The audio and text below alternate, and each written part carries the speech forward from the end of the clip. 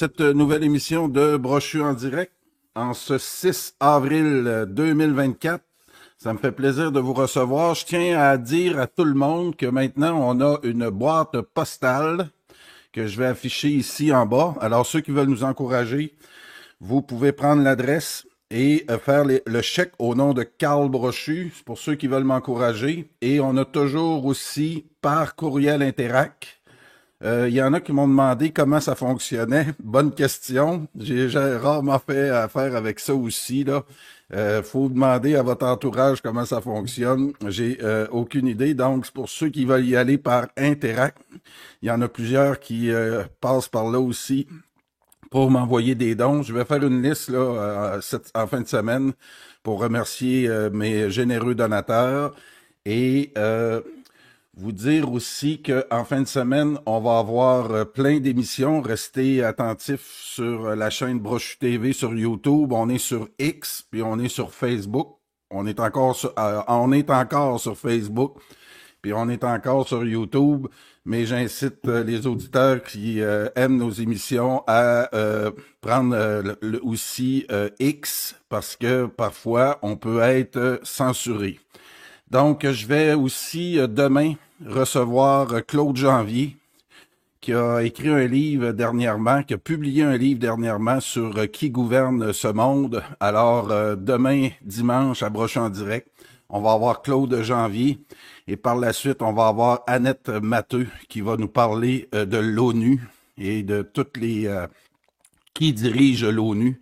Donc, demain, une émission à ne pas manquer. Je vais avoir aussi Jean-Claude Pomerleau qui va me faire peut-être un direct, peut-être qu'on va l'enregistrer puis ensuite vous le présenter, soit aujourd'hui ou demain, où Jean-Claude a, avec ses nombreuses sources, est un des rares là dans la francophonie à nous offrir des sources américaines, canadiennes et un peu partout. Et lui, il va pas avec le dos de la cuillère. Il nous annonce la fin de l'OTAN, 75 ans de mensonges qui devraient prendre fin dans les prochains mois. Jean-Claude a de l'information privilégiée à nous fournir là-dessus.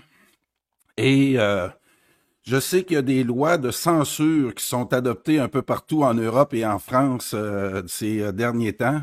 Et nous, au Canada, dans ce pays orangiste anglo-saxon, on a un projet de loi 63 qui va limiter notre liberté d'expression, que le gouvernement Trudeau et Mme Chrystia Freeland, la très ukrainienne Chrystia Freeland, qui sont en train de nous préparer un projet de loi aussi qui va limiter notre liberté d'expression.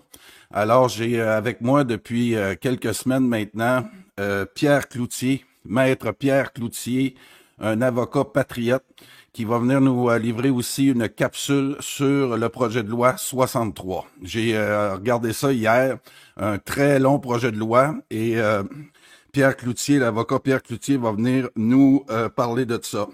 L'autre chose aussi, je vais avoir, j'approche là des gens qui vont venir nous parler d'économie. Une chose à surveiller actuellement, c'est la montée du prix de l'or qui... on a dit ici à Brochu TV jadis qu'il fallait surveiller certains baromètres et le prix de l'or monte en flèche actuellement. Il y a certains qui disent que d'ici la fin de l'année, il pourrait doubler, tripler.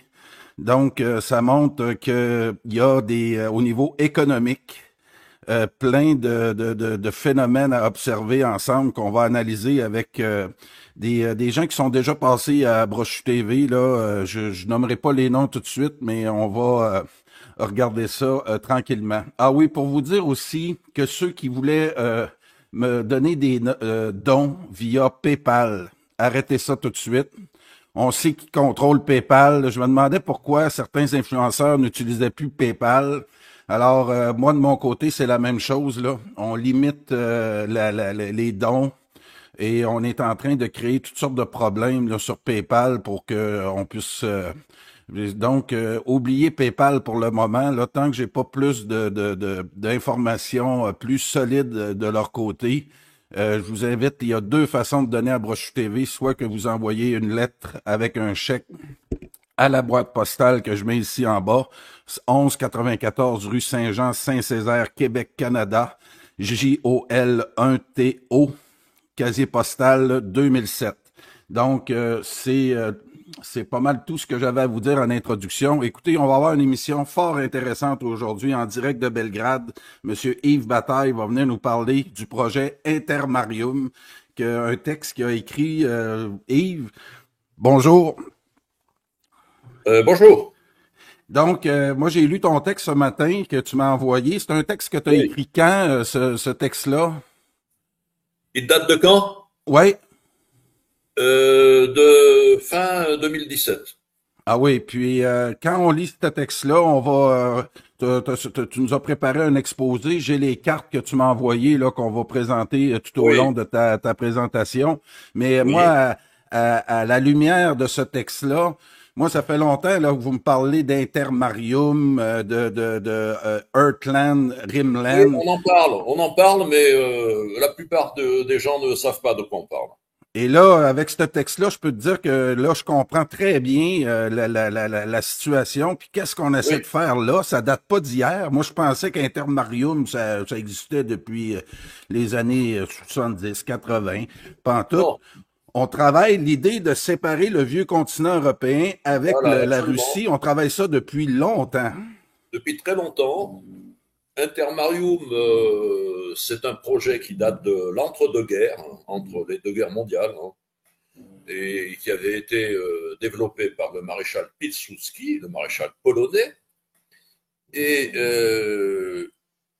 après la guerre et après la fin de l'Union soviétique, le démantèlement de l'Union soviétique, qui a été voulu et préparé par des théoriciens comme Zbigniew Brzezinski, euh, théoricien polono-américain, eh bien, l'anglosphère a repris le projet, a repris le projet en l'adaptant et en le modulant.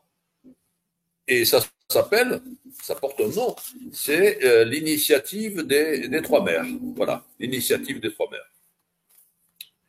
Donc les On- cartes sont diverses et variées parce que ça tourne autour de la Pologne et de la Lituanie, l'ancien, l'ancienne confédération polono-lituanienne, mais ça s'étend. Alors ça s'étend au nord vers les pays baltes. Voilà, on voit bien sur la carte. Ça c'est les Trois Mers, oui, les Trois Mers. Il ne faut pas confondre les deux, mais l'initiative des Trois Mers, c'est la suite. Hum. Et ça va vers la mer Adriatique. Alors ça va où vers la mer Adriatique? Ben, ça va vers la Croatie, hein, que les Américains et les Occidentaux ont libéré, entre guillemets, en faisant la guerre à la Serbie, qui était considérée comme une petite Russie. Et ça déborde dans tous les pays de l'OTAN de l'Est. Et c'est une initiative qui vient s'ajouter à l'Union européenne, mais aussi qui vient défier l'Union européenne de Bruxelles. C'est-à-dire que tout est fait pour essayer de non seulement de mettre une barrière, mais d'opposer cette partie de l'Europe anciennement composée de démocratie populaire, qui était avec sous le joug soviétique. Je dis bien sous le joug parce que c'était le joug. Les gens n'étaient pas forcément d'accord, mais ils sont devenus américains, enfin les dirigeants, parce que les États-Unis ont tout fait pour placer des gens à eux, évidemment dans ces pays de l'Europe de l'Est, comme on disait. Et donc ça s'étend. Alors ça va aussi maintenant. Il y a des cartes qui montrent aussi la Finlande, la Suède. On comprend pourquoi les États-Unis ont voulu englober dans l'OTAN ces pays du Nord. Là, vous avez la revue Eurasia, d'où vient l'article dont Karl a parlé, que j'ai fait en 2017 déjà. Hein, et il y a d'autres articles qui sont même antérieurs à cela. Ça, c'est la revue Prométhée. La revue Prométhée, c'était l'organe qui était fabriqué à Paris, d'ailleurs, du mouvement prométhéen, parce il y avait le projet Intermarium et il y avait le mouvement prométhéen, la doctrine. Et ça, c'est la revue Eurasia de mon camarade Claudio Muti, camarade professeur italien, dans laquelle j'ai fait cet article. Juste baisser un peu ta caméra, on voit juste quasiment le... Oui, ça va nous permettre de mieux te voir. Et oui, c'est très intéressant ce que tu vas aborder aujourd'hui parce que j'écoutais entre autres j'écoute certains géopoliticiens puis c'est très important de comprendre ça. Comment que on nous a embarqués. C'est ce qui explique, entre autres, qu'on a fait exploser le Nord Stream 2, entre autres. On veut bien sûr. absolument, du côté de l'anglosphère, qu'il n'y ait pas cette jonction-là entre le Heartland, qui est la Russie, et le pourtour. Et on comprend très bien avec ton texte que je vais essayer de publier, je sais pas, je pense que tu peux le publier sur ta page Facebook. Les gens pourraient le consulter sur ta page Facebook parce que c'est fort intéressant. Tu Je le vas, mettrai, oui. oui, Oui. oui, ça puis il faut Alors, comprendre ça si on veut il a, comprendre la guerre en Ukraine. Oui. il a été traduit en italien, il se trouve en italien, mais en français, je l'ai, puisque je l'ai envoyé, là, je te l'ai envoyé. Et c'est un texte de 16 pages hein, qui replace dans son cadre historique, géohistorique, la question actuelle. Oui. C'est-à-dire que pourquoi les Polonais sont aussi agressifs à l'encontre de la Russie? Pourquoi sont-ils aussi atlantistes? Parce que les Polonais, ils sont entrés dans l'Union européenne, mais en fait, dans leur tête, ils sont entrés dans l'Union américaine. Et ils achètent systématiquement des matériels états-uniens, systématiquement, que ce soit des avions ou d'autres produits. Et on parlait naguère des plombiers polonais en France. Il y avait la concurrence des plombiers polonais. Mais là, c'est pas la concurrence des plombiers. Là, c'est la concurrence du complexe militaro-industriel. C'est-à-dire qu'ils agissent pour les États-Unis. Et euh, la présidente actuelle du FMI, elle était à l'époque avec eux pour, pour qu'ils achètent les avions américains, les F-16, contre les propositions françaises et contre les propositions aussi suédoises. Ah oui, ah oui. Et donc, on voit très bien le but de réactiver Intermarium, le but naguère, enfin, entre les deux guerres, avec Pilsudski, et c'était de faire la guerre à l'Union soviétique, de faire la guerre à la Russie d'abord, ensuite à l'Union soviétique, et maintenant, à nouveau à la Russie, et en soutenant les mouvements séparatistes, les mouvements religieux, les mouvements musulmans, dans la Fédération de Russie aujourd'hui. Aujourd'hui, ces gens pointent leur museau en Asie centrale et c'est pas pour rien. C'est la guerre contre la Russie. Ils veulent abattre la Russie. Et ce que ne nous disent pas nos journaleux à Paris ou ailleurs, parce qu'ils sont complices, c'est que le but c'est pas de défendre l'Ukraine. Ils se foutent pas mal des Ukrainiens, sauf certains naïfs. Le but, c'est de faire la guerre à la Russie et de détruire la Russie. Évidemment, les Russes sont pas naïfs, ils savent très bien cela. Enfin, ils s'en sont surtout rendus compte, et ça, ils l'ont dit, et Poutine le dit régulièrement depuis l'agression contre la Serbie et depuis les bombardements de Belgrade. C'est le terme qui revient. Ils ont compris que leur tour viendrait.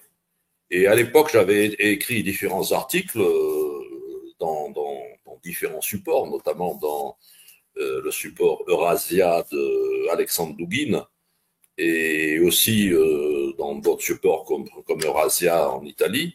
J'avais écrit puis des articles en France aussi, où on a eu du mal à comprendre de quoi il s'agissait. Hein. Ils étaient toujours, les fameux nationalistes étaient toujours dans cette idée, à l'Est, ce sont les communistes, à l'Ouest, c'est le monde libre. Ben non, je regrette. On voit très bien aujourd'hui où se trouve le monde libre. Et ce n'est pas être agent de la Russie que de dire cela. C'est simplement constater les réalités géopolitiques. Donc, évidemment, on a déjà dit, la guerre en Ukraine n'est qu'un palier et qu'une affaire, je dirais presque secondaire. Et la guerre est globale. Et oui. La ligne de front n'est pas simplement entre Kupiansk et Kherson. La ligne de front, elle est partout. La ligne de front, elle est à Paris. Elle est à Barcelone. Elle est à Montréal. Elle est partout. En Afrique. C'est très important. Je l'ai déjà montré sur une autre carte que Jean-Jacques Nantel nous avait produit là avec des couleurs pour bien expliquer le Rimland, tout le tour de la Russie, comment l'anglosphère a créé le chaos pour empêcher la Russie de collaborer et devenir indispensable aux pays qui l'entourent. Les différents théoriciens de la géopolitique s'accordent pour dire qu'il y a un Heartland, un cœur du monde, qui se trouve en Russie, le cœur du monde, le Heartland. Et alors, ils ont des positions qui peuvent diverger, évidemment, selon qu'ils ont un regard continental, comme Karl Haushofer en Europe, ou un regard atlantique, comme McIntyre. Mais le Heartland et le Rimland, c'est la base. Et les Russes sont détenteurs de cette responsabilité, en quelque sorte. Ouais. Ils sont au cœur du continent eurasiatique. C'est pour ça qu'on parle de l'Eurasie. Le grand continent eurasiatique, comme le disait Jean-Paul Vulescu. Oui, puis une chose qui ressort beaucoup dans ton texte, Yves, c'est que tu parles vraiment aussi de tout le rôle des ONG, dirigés essentiellement par des gens, des milliardaires comme Soros. Oui. Moi, souvent, je reliais ça beaucoup à des théories du complot. Je me demandais où vous vouliez en venir avec ça. Mais depuis 2 ans, vous me sensibilisez beaucoup à leur influence, comment ils s'introduisent dans les démocraties ou dans des pays qui en ont pas du tout, comment ils peuvent amener la population à croire à des phénomènes qui n'existent pas, mais qui servent les intérêts de l'anglosphère. Et c'est toi aussi. Les ONG ont préparé le terrain. C'est ça. L'exemple de l'Ukraine est significatif. Dès que l'Union soviétique est démantelée, les ONG se ruent à Kiev et dans les villes d'Ukraine pour faire leur travail de sape. Les ONG ne sont pas des organismes humanitaires ni culturels. Ce sont des outils de l'impérialisme global. Aujourd'hui, on doit parler d'impérialisme global, du globalisme anglo-saxon. Et il n'y a pas que Soros, évidemment, il y a l'organisation, la fondation Soros, mais il y a bien d'autres groupes qui s'incrustent et qui achètent des politiciens locaux. Oui, ou des journalistes, où ils créent leur propre journal, ils créent leurs propres journaux, puis c'est très insidieux. Puis plusieurs ici au Québec pourraient analyser ce phénomène-là puis être un peu plus critiques face à ces ONG-là. Les journalistes ignorent cela. Ils l'ignorent par ignorance, si je puis dire, et ils l'ignorent parce qu'il ne faut pas en parler. Et le journaliste aujourd'hui fait ce qu'on lui dit de faire. Il ne va pas plus loin. Et les journalistes ont rarement une formation d'historien. Et ceux qui ont une formation d'historien sont souvent achetés. Et parce que pour juger d'une situation, il faut savoir ce qui s'est passé avant.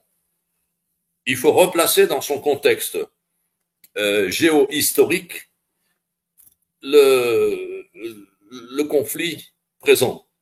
Et ils ne le font pas. Ils ont une vision horizontale et pas une vision verticale. Il faut avoir les deux. Une vision horizontale et une vision verticale. Sinon, on n'y comprend rien et on a tout faux. Notre presse, notre entre guillemets, ne fait pas son travail. Mais il y a d'autres raisons à cela, c'est-à-dire que les patrons de presse dépendent de la publicité et la publicité est tenue dans quelques mains. Et le Heartland aussi a une très, très longue, la Russie a une très, très longue frontière avec plusieurs pays. Et on voit aussi qu'il est relativement facile de la pénétrer. Et Oui, à travers toute l'histoire, là, les Russes, ce que je comprends aussi tranquillement, c'est que, et puis là, souvent, nous, ici, on nous explique pas ce phénomène-là. On va vite à dire que c'est des méchants Russes. des Puis méchants, oui. on aimerait voir la Russie à genoux face à ces phénomènes-là. Et au Canada, c'est dans un monde anglo-saxon, de suprémacistes anglo-saxons. Je tiens à le dire encore une fois, au Canada, on a hérité, suite à l'indépendance américaine, des pires collabos de ce système suprématiste orangiste. On a hérité de 3000 à l'indépendance américaine et ensuite ils se sont servis d'immigrants et entre autres des immigrants ukrainiens pour garder ces légendes-là à l'intérieur même de notre territoire. Et Chrystia Freeland, aujourd'hui, en est un très bel exemple comment elle met les politiques extérieures du Oui, Canada au service de l'anglosphère, qui a bien rien sûr. à voir avec les intérêts du Québec, du Et Québec surtout. Ben oui, ça explique son ascension, sa promotion. aussi, Euh, très proche de et Soros. et Mélanie Joly, ministre des Affaires étrangères, si je ne m'abuse, Mélanie Oui, Joly, elle ne connaît rien. Elle est bébête, comme beaucoup. Et elle vient d'où? Elle vient d'un cabinet d'avocats spécialisé dans la finance. Bon, c'est l'idéal. judéo-protestant, on le dit souvent, ça ici. Il va falloir commencer à pointer ceux qui nous mettent en plein dans l'empire du mensonge. Je veux Oui, faire comprendre à travers puis tu connais bien le Québec, Yves, oui. puis le Canada français. On veut faire comprendre ça à nos citoyens au Québec. Et là, c'est pas d'être pro-russe, c'est de voir jusqu'à quel point on aligne les politiques extérieures du Canada sur des concepts qui Alors, n'ont rien à voir ce avec qui nos est, intérêts. ce qui est un peu fort, c'est que les gens qui nous accusent d'être pro-russes sont pro-globalistes, pro-américains, pro-atlantistes. Donc, mais ils le disent pas, ils défendent ça comme si c'était naturel. Il faut bien savoir qui parle aujourd'hui, enfin, tout le temps, hier comme aujourd'hui. Il faut savoir qui parle et essayer d'en connaître un peu plus sur sa biographie. C'est ainsi que Nicolas Tenzer, qui fait des tas de déclarations ces temps-ci, et qui a demandé une répression des pro-russes en France. Nicolas Tenzer est un agent d'influence états-unien. J'ai eu un entretien avec le capitaine Place hier, puis il disait ça parce que le capitaine s'implique beaucoup dans les élections européennes qui s'en viennent. Oui, Et il disait que en ce moment, on fait une chasse aux sorcières à oui, tous ceux qui veulent sortir l'Europe dans cette logique de guerre-là qu'on veut nous mener. Et c'est encore une fois, Yves, un aspect que je comprends de mieux en mieux, puis qui me permet d'interpréter l'histoire d'une façon tout à fait différente de ce qu'on nous a appris à l'école, c'est-à-dire les deux grandes guerres mondiales, la Révolution française. On voit jusqu'à quel point l'anglosphère tente de créer des tensions pour qu'on se tape sa gueule dans certains, excusez l'expression, qu'on se tape alors, sa gueule dans oui, certaines régions pour qu'ensuite le soldat Ryan vienne sauver l'humanité. Et oui, oui, ça, oui. c'est aidé par Hollywood, les ONG, les médias. On voit jusqu'à quel point tout est aligné pour essayer de arriver à défendre des intérêts de la haute finance Il y a qui a pris le contrôle du monde. un orchestre politico-médiatique. Alors, je reviens sur l'Alliance des Trois Mers. qui a Oui. été lancé en 2016 à Dubrovnik. C'est pas le hasard.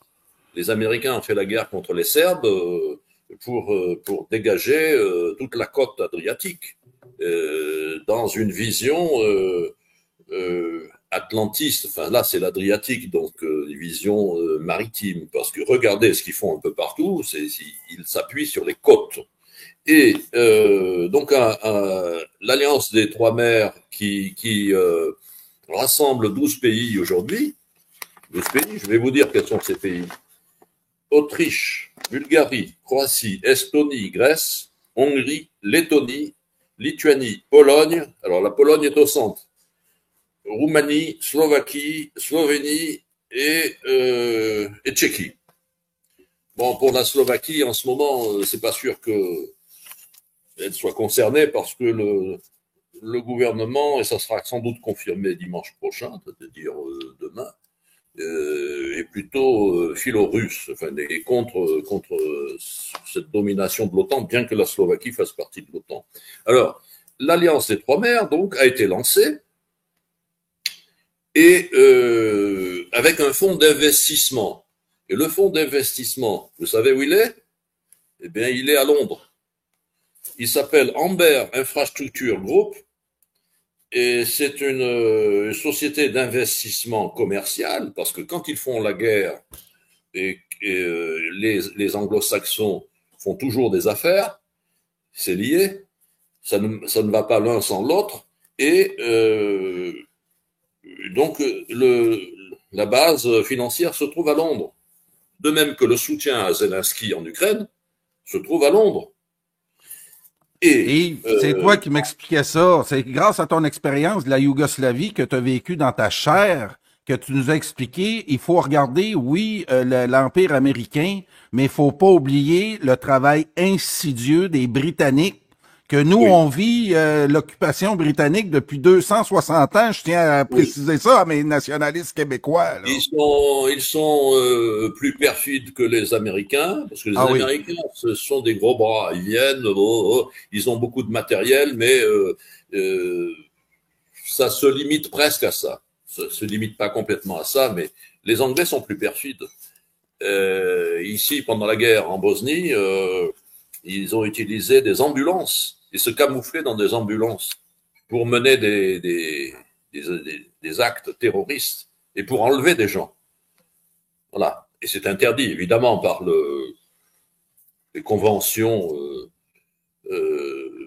sur la guerre, mais tout ça n'est plus respecté. Hein. Ça fait un moment que ce n'est pas respecté. On le voit très bien au Proche-Orient. Et donc, le fonds est chargé de s'occuper des affaires financières de l'initiative des Trois Mers, dont vous avez la carte ici, hein, la carte en bleu. Oui. Et qui dirige ce groupe? Eh bien, c'est l'un des deux fils de Zbigniew Brzezinski, l'auteur du Grand Échiquier, qui est d'origine polonaise, si je puis dire, polono-américaine. Il s'appelle Jan Brzezinski. Alors, il a le fils de Zbigniew Brzezinski. L'autre fils est ambassadeur des États-Unis à Varsovie. Wow. Et donc, c'est la famille. Hein. Et puis, on trouve, pas loin, on trouve Madeleine Albright. On retrouve aussi les dénommés George Friedman, américain né à Budapest, comme George Soros. Et George Friedman, David Goldman le décrit comme un fils de survivant de l'Holocauste qui a fui le régime communiste en Hongrie. Et il s'est retrouvé à New York, comme la plupart de ces gens. Donc, depuis 2023, ont été ajoutés à ces 12 pays la Moldavie et l'Ukraine. 2023, donc l'an dernier. On voit très bien où ils veulent en venir. Alors, Jan Brzezinski a dit « Les États-Unis jouent un rôle de soutien un soutien bien évidemment ancré dans la volonté américaine d'une Europe économiquement plus prospère pour eux, plus digne, plus résistante. Plus que cela, les États-Unis veulent soutenir les alliés qui sont les plus solides dans leurs engagements envers la communauté transatlantique et forcé de constater que ces alliés se trouvent en Europe centrale. Alors, ils veulent dire ce qu'on appelait l'Europe de l'Est. Et là, nous rejoignons les mots de je retrouve mon papier. Pendant que tu trouves, là, l'autre chose... Donald Rumsfeld. Donald Rumsfeld, donc, qui était secrétaire d'État aux États-Unis, hein. En 2003, quand les États-Unis repartent en guerre en Irak et que la France et l'Allemagne ne sont pas chauds, enfin la France de Chirac refuse carrément de participer à cette deuxième guerre du Golfe. On appelait la guerre du Golfe, mais c'était la guerre contre l'Irak. Et pour faire s'entrebattre d'ailleurs les Irakiens et les Iraniens. Et devant la défection de la France et de l'Allemagne, le secrétaire général US, Donald Rumsfeld, flatte l'Europe de l'Est, qu'il qualifie de New Europe, qu'il oppose à la Old Europe, alors la nouvelle Europe contre la vieille Europe. Et cette vieille Europe, c'est-à-dire qu'il vise la France et l'Allemagne, qui sont réticents pour les guerres qui ne profitent qu'aux Américains, il qualifie cette vieille Europe de, je vous passe mon anglais, hein, sclérotic and old-fashioned made Western Europe of no importance. Vous avez compris, quand même. Une vieille Europe sclérosée de conception ancienne qui n'a pas d'importance. Et là, on rejoint les mots de Nuland, Victoria Nuland, qui Fuck Europe. Allant distribuer des biscuits au Maïdan à Kiev, dit dans une conversation téléphonique qui a été écoutée, ces Européens, c'est des rien du tout, fuck Europe. Là, tout le monde comprend. Bon. Donc, c'était pendant le putsch de Kiev, en février 2015. Et pour cette nouvelle configuration de l'Est de l'Europe, qui se pose en concurrente de l'Union européenne. Mais comme l'Union européenne est sous la coupe de l'anglosphère, ma foi, ils ont deux fers au feu. Mais le 6 juillet 2017, Trump se déplace au forum de l'initiative des Trois Mers. Et non, mais là, Yves, là, je t'arrête tout de suite, là. Oui. Ici, au Québec, on parle pas contre Trump. Parce que Trump, c'est vraiment le sauveur de l'humanité. Quand il va arriver, tout va changer. Puis l'anglosphère va revenir chez elle, puis va laisser les peuples se développer par eux-mêmes. Ils sont bien naïfs. Ils sont bien naïfs. Hein. Oui, Trump, parce que... oui. Sur le plan sociétal, Trump a des différences avec les gens du Parti démocratique, avec Biden et sa clique. Il a des différences. Mais sur le plan géopolitique, on dit, oui, il est partisan d'une action limitée à l'Amérique du Nord et à l'Amérique du Sud. Et il veut se retirer de l'OTAN. Il veut se retirer de l'OTAN. Il avait déjà dit avant d'être président qu'il voulait se retirer de l'OTAN, et puis on n'a rien vu. Alors, s'il est à nouveau président, on va voir s'il veut se retirer de l'OTAN.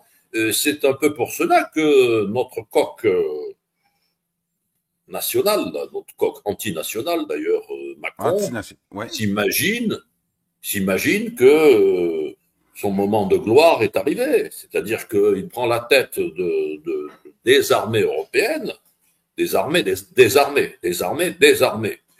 des armées qui n'ont ni munitions, ni hommes, en tout cas pas assez, et qui prétend faire la guerre à la Russie. Notre catastrophe française. Moi, Yves, j'essaie de sortir de la partisanerie. Puis ici, là, il y a certains influenceurs qui y vont à fond dans cette partisanerie-là, en pensant que, entre autres au Canada, qu'on va changer Trudeau par Poilievre, tout va Mais c'est bonnet blanc et blanc bonnet. Ben oui. Écoutez, il y a aussi en Serbie, là, il y a des gens qui aiment bien Trump parce que il s'oppose à la clique Clinton, Biden et compagnie. Mais c'est uniquement pour ça. Et les Albanais applaudissent Biden et les autres. Mais ça, c'est pas une vision géopolitique, c'est simplement du sentiment. C'est une réaction sommaire. Voilà. Et donc, c'est pour ça, Yves, que Trump, il faut quand même surveiller qu'est-ce qu'il va faire. À mon avis, c'est certain que c'est lui qui va devenir le prochain président des États-Unis. Mais ceux qui le regardent sans esprit critique, moi, je pense qu'on se met un doigt dans l'œil. Il faut quand même rester très vigilant sur ce qu'il va faire une fois qu'il va avoir le pouvoir. Parce qu'ici, on interprète tout dans l'idée qu'il va sauver l'humanité, comme si les Américains allaient oublier du jour au lendemain leurs intérêts. Le verre est dans la pomme en ce moment. Et les Américains vont laisser les Anglais tout seuls et Macron dans l'OTAN. C'est difficile d'y croire. Il est évident que si c'était le cas, ça serait la fin de l'OTAN. Mais Trump a déjà dit des choses là-dessus. Il a dit que les alliés européens, les membres européens de l'OTAN ne payaient pas assez, n'avaient pas une cotisation suffisamment forte. Voilà la motivation de Trump. Mais enfin, on verra. Hein. Oui, Marie Berlin dit, une journaliste ukrainienne de LCI, oui, on a vu ça, a même comparé Macron à James Bond. Oui. J'ai une petite image là-dessus. Elle s'appelle Alla Poédie. Et certains disent elle est tellement ridicule que c'est peut-être une agent de Poutine. Donc, alors, je vous lis ce qu'est ce projet de l'initiative des Trois Mers.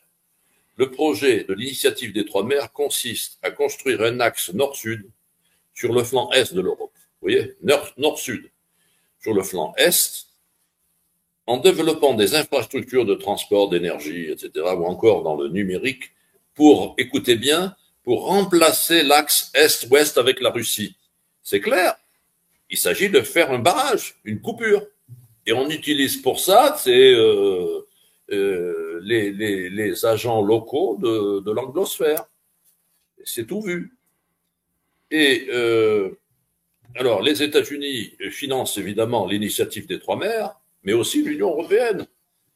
Et dans le journal Les Échos, on pouvait lire, c'est clair aussi, face à la Russie, l'Est de l'Europe renforce ses infrastructures d'énergie et de transport. Ah oui, l'Est de l'Europe a bien renforcé ses infrastructures en soutenant le sabotage de Nord Stream, du gazoduc, dans la Baltique, et aussi en sabotant, et ça on l'oublie, le gazoduc qui devait passer par la Bulgarie. Et la Bulgarie est membre de l'OTAN. Et les Américains ont dit non, vous ne pouvez pas, parce que ce gazoduc devait passer par la Bulgarie et la Serbie. Alors ils ont dit non. Voilà, ils veulent contrôler les sources d'énergie et imposer les leurs. Oui, rappelle-toi quand on a fait sauter Nord Stream, nos dirigeants européens, toute la gang, ils ont dit, c'est pas grave, on va prendre le gaz américain. puis il y a Bertrand Scholler qui est venu nous dire, vous allez voir que ça coûte beaucoup plus cher Beaucoup si plus vous cher. prenez Oui, le gaz qui arrive des États-Unis est pas calibré comme celui des Russes. oui. Donc, vous devrez changer toutes vos infrastructures si vous voulez aller de l'avant de ce côté-là. Et Le gaz liquéfié. Eh c'est là oui, qu'on voit eh jusqu'à oui. quel point nos dirigeants, les dirigeants en Europe, entre autres, sont complètement commandités par l'anglosphère. Ils n'ont Mais pas bien dit un sûr. mot. Ils ont détruit une infrastructure essentielle au développement de l'Europe. Alors, avant la fin de l'Union soviétique, on fustigeait les dirigeants des démocraties populaires qui étaient totalement alignés sur Moscou. Mais aujourd'hui, qu'est-ce qui se passe depuis cette affaire-là, depuis la fin de l'Union soviétique et le renouveau russe? Qu'est-ce qui se passe? Il se passe exactement la même chose, même pire. C'est-à-dire ces dirigeants ici qui sont payés par les officines anglo-américaines n'ont aucune marge de manœuvre et ils n'en veulent pas d'ailleurs. Donc, je lis ce que dit les Échos. C'est une alliance, ce nouveau intermarium, cette alliance des trois mers. C'est une alliance de pays dont la pertinence ne cesse de se renforcer face à la menace russe. Vous voyez, il y a une agression dans ces pays, dans ces nouvelles démocraties, comme dit Roosevelt, et non, on pointe du doigt la menace russe. En associant Kiev, écoutez bien ça aussi, en associant Kiev à l'initiative des trois mers, l'idée est aussi de préparer euh, l'entrée de l'Ukraine dans l'Union européenne. Voilà. Hein. Alors, Et, et je reviens, je oui, reviens sur je répète le- une phrase célèbre d'un de nos principaux poètes et chansonniers du Québec, Raymond Lévesque, qui avait oui, dit des Anglo-Saxons, ils ont un cerveau d'économie qui peut étouffer n'importe qui. Ça oui, résume très bien leur mentalité.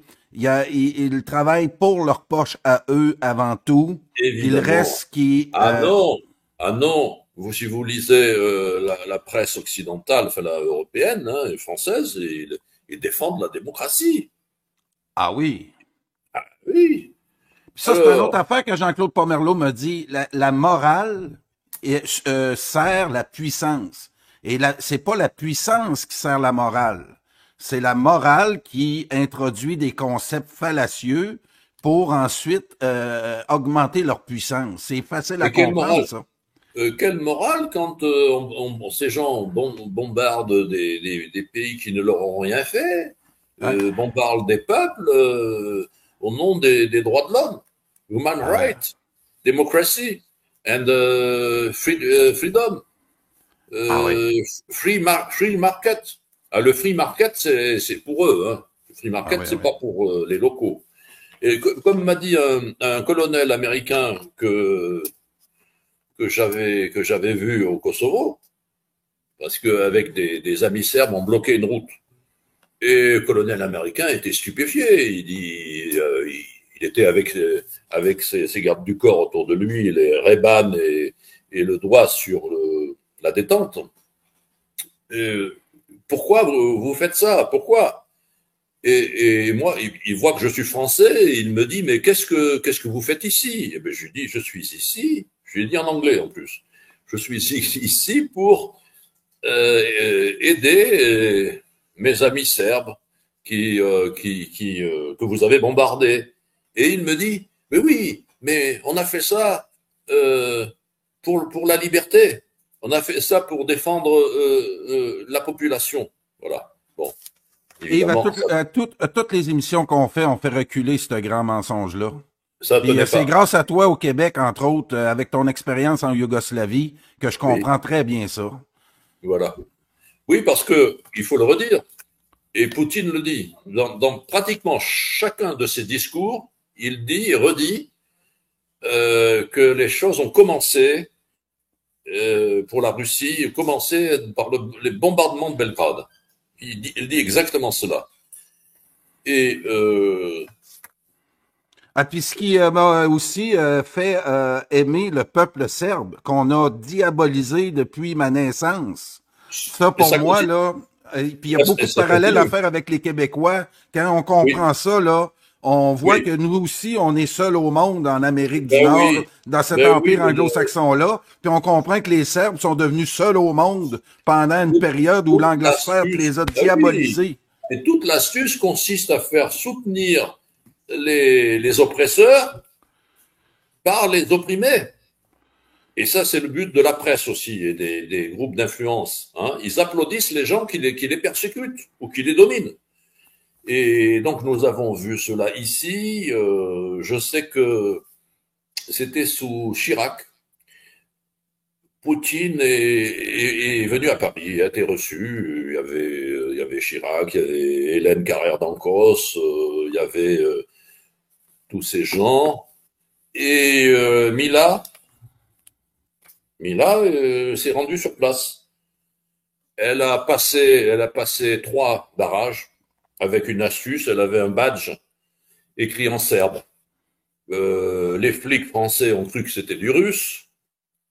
Elle est passée, comme dans Mission Impossible, d'un pas décidé. Donc, c'est qu'elle était invitée. Elle a pas donné de carte, rien du tout. Les 2 barrages français l'ont laissé passer et le barrage russe a compris aussi et l'a laissé passer. Et Mila a parlé à Poutine. Et Poutine a fait ça. Et ils ont parlé. Et Mila lui a donné un dossier sur le Kosovo. Voilà. Wow. Et ça aussi, ça explique que Poutine est marqué par le Kosovo. Parce que non seulement Mila lui a donné le dossier, a parlé longuement avec lui, alors que Chirac et les autres se demandaient de quoi il s'agissait, et pensaient que c'était quelqu'un que Poutine connaissait. Et le dossier était conséquent, épais. Voilà. Mila parle le russe, hein? Elle parle russe, oui. Oui, Ah oui, oui, hein? oui. OK. Ah non, puis Donc, Yves, il se passe plein de phénomènes dans ma vie actuellement qui fait que t'es arrivé dans ma vie, le capitaine Place est arrivé dans ma vie et oui, je sens que on a un rôle à jouer dans toute dans ce chaos-là qu'on veut installer. C'est, absolument. ah oui, merci encore une Absolument. fois d'avoir apparu dans. Je remercie la Providence de tout ça. Puis j'aurais plein de choses à te raconter aussi dans les derniers jours. Comment je vois comment notre peuple canadien, français, québécois est manipulé de tout Mais bord, tout oui, côté. Puis des faits vraiment très bizarres qui m'arrivent, qui fait que je continue. il Ah est oui. tenu dans l'ignorance. Il est tenu dans l'ignorance. Mais le peuple français est aussi tenu dans l'ignorance d'une autre façon.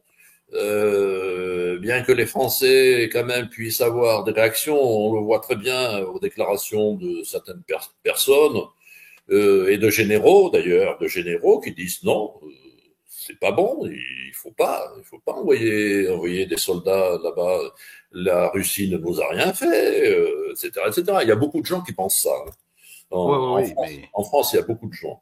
si tu as écouté Donc, Rocky 4, là, les méchants Russes, c'est là qu'on voit aussi la fonction de la russophobie qu'on nous a montée dans notre imaginaire. Le méchant russe qui se cache dans ta headset en arrière de chez vous, prêt à t'assassiner.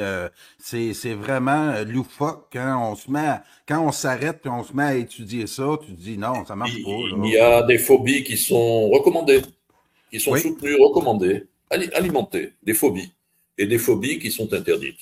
Voilà. oui.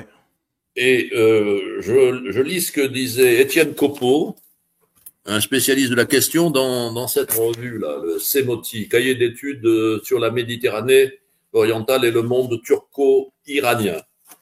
CEMOTI. Ah Bon. oui. Euh, Étienne Copeau.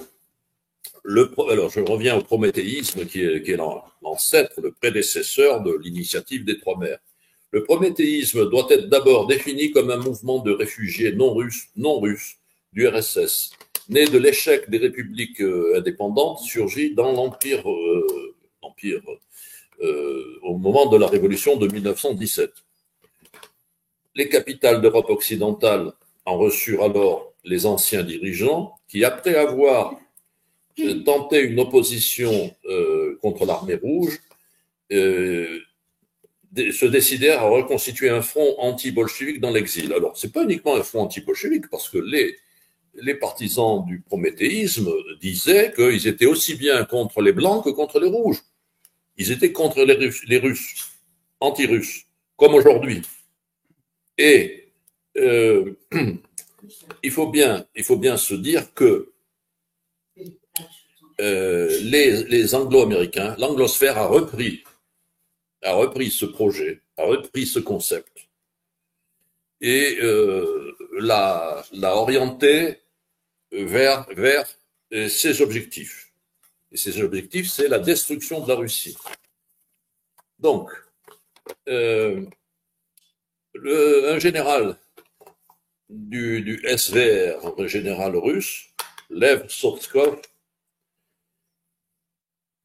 après la Deuxième Guerre mondiale, avait noté ceci: il y a parmi les documents déclassifiés ceux de l'état-major général polonais qui témoignent de la présence à l'époque au sein de cette structure d'une unité spéciale chargée de travailler avec les minorités nationales sur le territoire de l'URSS. Bon, on a vu ça avec la manipulation des communautés musulmanes en Asie centrale, en Union soviétique. C'était l'idée force de Zbigniew Brzezinski, le père de l'ambassadeur actuel. Zbigniew Brzezinski a soutenu à fond les moudjahidines afghans avec l'aide des Saoudiens, et c'est là qu'est né et que s'est développé Al-Qaïda. Al-Qaïda a servi d'instrument à l'impérialisme américain. C'est là qu'on comprend, entre autres, quand tantôt tu disais, Yves, que les phobies, il y en a qui sont acceptées puis d'autres refusées. Oui. Regardez comment ils travaillent l'islamophobie en Occident, puis comment on travaille la russophobie, et on comprend très bien que ça sert des intérêts qui est essentiellement dirigé vers l'anglosphère. Puis je tiens à dire aussi, Yves, qu'il y a beaucoup de Québécois qui te remercient aujourd'hui de nous avoir mis dans nos analyses le terme de l'anglosphère. Parce que c'est magnifique. C'est un concept qui, moi, il y en a plusieurs qui me disent, hey, Carl, là-dessus, Yves Bataille, il nous éclaire. C'est vraiment merveilleux. C'est un concept opérationnel. Exactement. Je ris, mais c'est pas drôle. Alors, en 1925, la Ligue prométhéenne a installé son siège à Varsovie. En 1925, après la Deuxième Guerre mondiale. Parce que le groupe prométhéen, à ce moment-là, commence à s'opposer à l'Allemagne. Il s'oppose à la Russie, à la Russie soviétique, mais il s'oppose aussi à l'Allemagne. Ne parlons pas de la France. Bon. Et c'est l'idée de Brzezinski. Il faut séparer ces gens, il faut les unir sous notre égide, unir la Pologne, l'Ukraine, la France et l'Allemagne, mais sous la coupe de l'anglosphère. Là, c'est bon. Aujourd'hui, c'est ça. C'est ce qui se passe. Mais les Américains craignaient que la France et l'Allemagne, au moment de la Deuxième Guerre du Golfe, ne se séparent et fassent l'alliance avec la Russie. Ils craignaient cela. Et donc,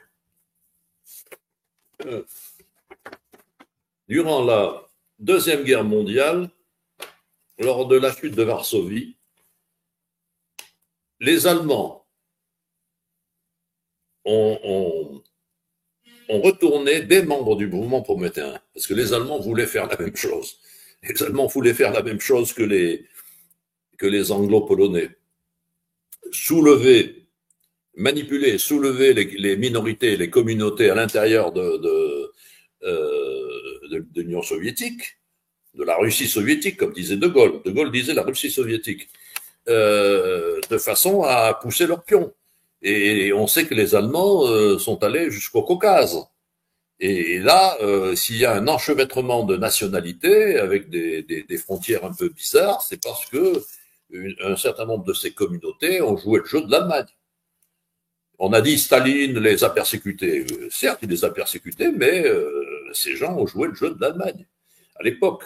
Et puis, après la Deuxième Guerre mondiale, c'est l'OSS, ancêtre de la CIA, qui agit, qui reprend les Polonais et des Allemands contre la Russie soviétique. Alors, il y a un homme qui a joué un rôle dans cette affaire, c'est au niveau des explications, c'est George Friedman, dont j'ai parlé tout à l'heure, et qui a fondé le groupe Stratford et Geopolitical Futures, une revue. Alors, il dit, l'objectif de l'Alliance des Trois Mers, l'initiative des Trois Mers, sera de contenir toute possibilité de la Russie de bouger vers l'ouest. Pour ces États-Unis, pour cela, les États-Unis l'appuient. Dans son livre The Next, les prochaines 100 années, Friedman écrit que la Pologne deviendra la grande puissance de l'Europe au milieu du siècle. La grande puissance de l'Europe. Et ça explique l'agitation des directions polonaises, leur agitation, leur volonté de former une armée extraordinaire qui puisse faire la guerre à la Russie. Et ils ne rêvent que d'entrer en Ukraine. Pour l'instant, ils ne sont pas entrés. Enfin, ils ont envoyé des tas de mercenaires, mais sans plus. Mais la Pologne, c'est la grenouille qui veut être plus grosse que le bœuf. De la femme, de la fontaine. Puis dans ton texte, Yves, on comprend très bien le rôle de la Pologne là-dedans. Puis pourquoi l'anglosphère flatte tant la Pologne, qui leur font à croire qu'ils sont les meilleurs au monde, puis que c'est eux autres qui... Ah oui, qui les poussent, on comprend. Puis malgré tout ça, dans ton texte, tu le dis, il y a des Polonais qui comprennent très bien le jeu de l'anglosphère, puis qui embarquent pas dans cette russophobie-là. Et en essayant de nous faire à croire aussi que les Russes sont impérialistes, qu'ils veulent dominer le monde. Je pense qu'ils ont tourné la page là-dessus avec l'époque soviétique. Je pense que les Russes, avec leur stratégie en Ukraine, où ils ont pris ils ont pris possession des États russes de l'Ukraine, puis je pense qu'ils vont se rendre jusqu'à Odessa. C'est pour ça aussi qu'il y a une panique actuellement. On comprend que les Russes, ils veulent consolider ça, puis ensuite le reste.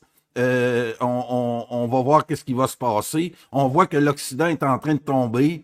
Puis ça déjoue tous les pronostics. On aimerait donc voir les Russes embarquer encore plus pour essayer de répondre aux discours de nos journalistes, entre autres français, que la Russie veut envahir l'ensemble de l'Europe.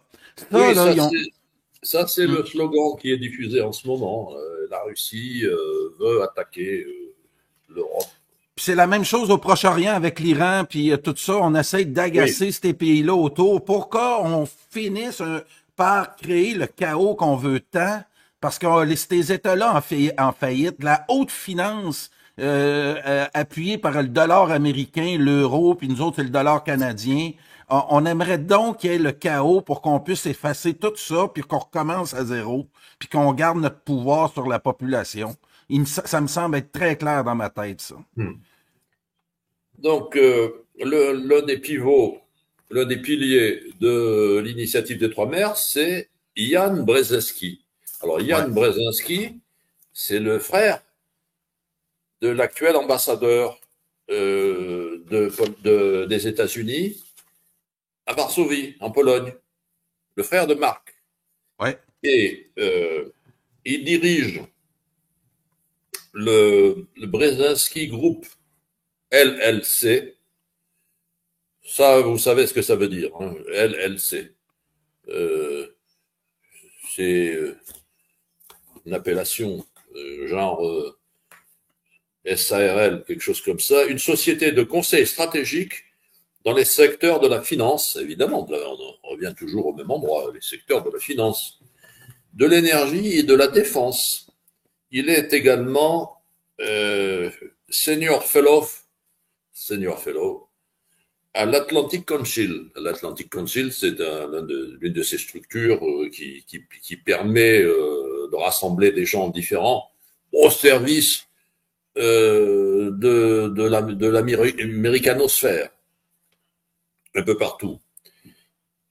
Et comme l'USAID. L'USAID, c'est dans les ambassades des États-Unis. L'USAID, c'est encore autre chose. C'est fait pour, soi-disant, aider des initiatives et en fait pour les contrôler. Donc, il est Senior Fellow à l'Atlantic Council. Auparavant, il a notamment officié en tant que secrétaire adjoint de l'OTAN, comme par hasard, hein, Jan Brzezinski, au sein du programme Defense for Europe and NATO Policy. Bon, évidemment, ils défendent l'Europe, hein, à leur façon. Et donc, vous voyez les liens. Toutes ces familles liées aux États-Unis et à l'Angleterre, hein, à la Grande-Bretagne, et qui grouillent et qui complotent, en fait. Hein. On parle toujours des complotistes, mais ces gens complotent en permanence. Oui. Alors, les États-Unis jouent un rôle de soutien. Un soutien bien évidemment ancré dans la volonté américaine d'une Europe économiquement plus prospère, à une Europe économiquement plus prospère, depuis qu'ils ont saboté les gazoducs en mer Baltique, l'Europe chute. L'industrie allemande est en grosse difficulté et l'énergie est beaucoup plus chère. Donc c'est fait pour aider l'Europe. Puis Yves, qui en bénéficie? C'était les États-Unis. Toute l'industrie est en train de se déménager vers les États-Unis. On comprend très bien ce plan-là. Puis ça, là-dessus, Trump n'en parle pas. L'Europe. Ouais. C'est l'Europe qui paye. Économiquement, une Europe économiquement plus prospère, plus résistante, etc. Bon, plus que cela, les États-Unis veulent soutenir les alliés qui sont les plus solides. Alors, comme la Pologne, par exemple, dans leurs engagements envers la communauté transatlantique, et force est de constater que les alliés se trouvent en Europe centrale. Voilà. Je crois que je l'ai déjà lu ça, mais il est bon de le redire.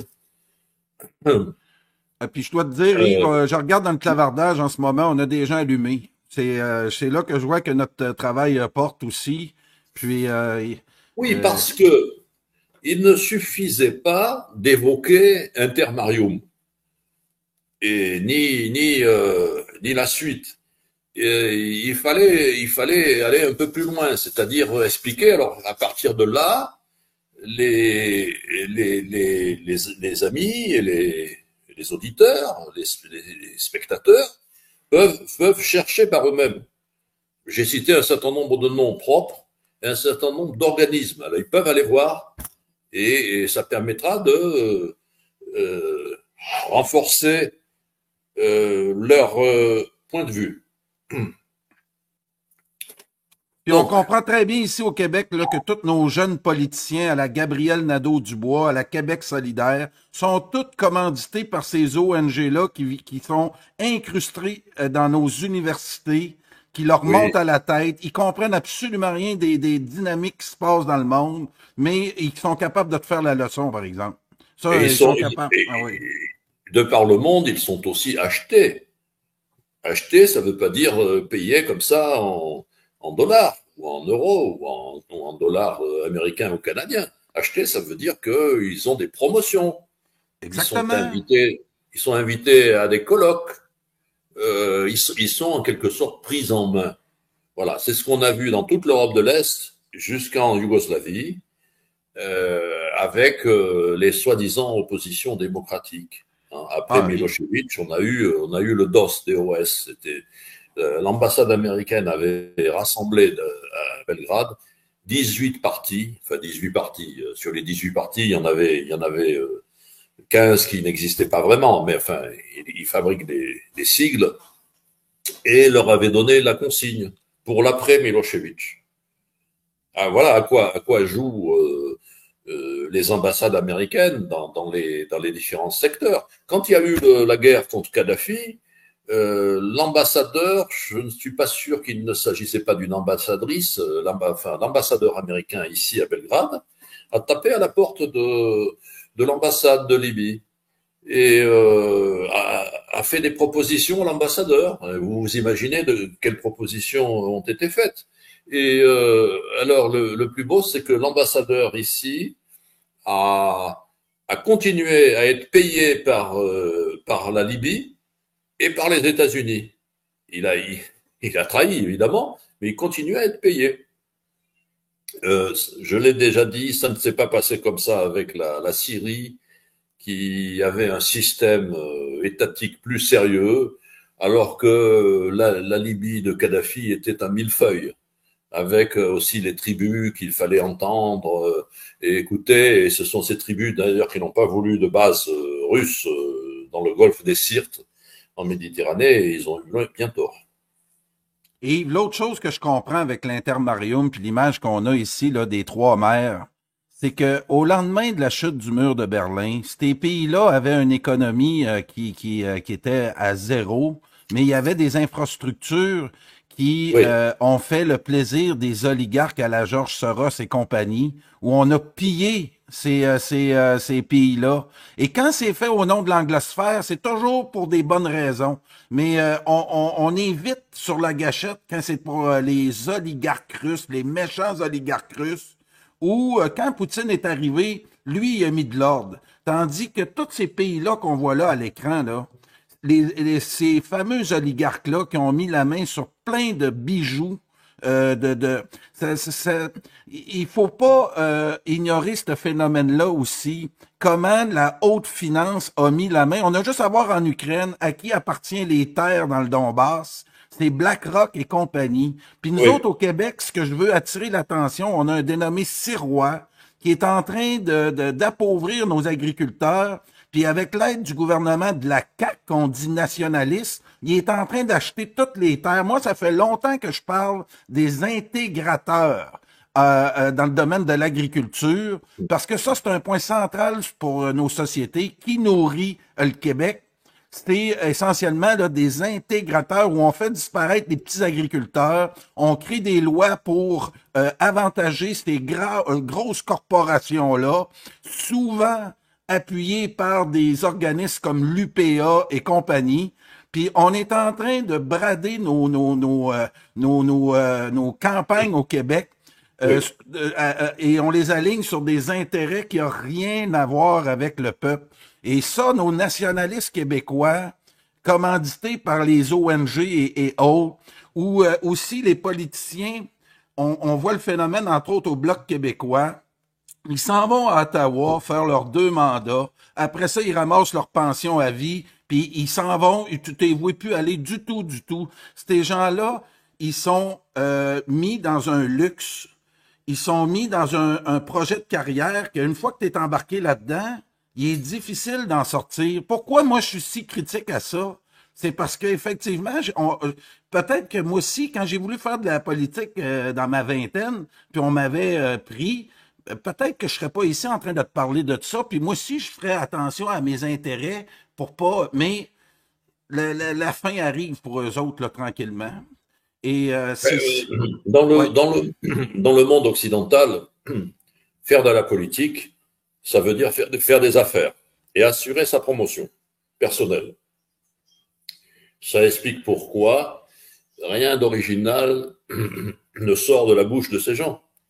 Ils se contentent de s'aligner sur l'idéologie dominante et sur la pensée dominante. Il y a une pensée et ils utilisent tous les mêmes mots, le même vocabulaire.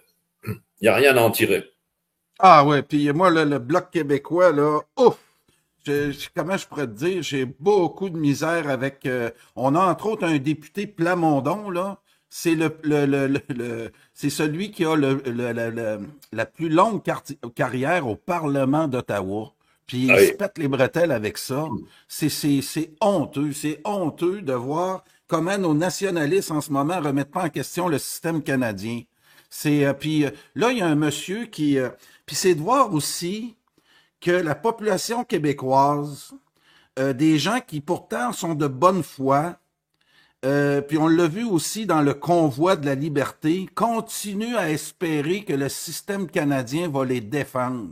Et quand tu connais le moindrement ton histoire, tu t'aperçois que le système canadien est à déconstruire complètement parce qu'ils n'ont jamais travaillé pour les intérêts des Canadiens français. Les orangistes anglo-saxons, aidés par Hollywood, aidés par les médias anglosphériques, qui commanditent nos ici le 98.5, là, une radio la plus populaire au Québec.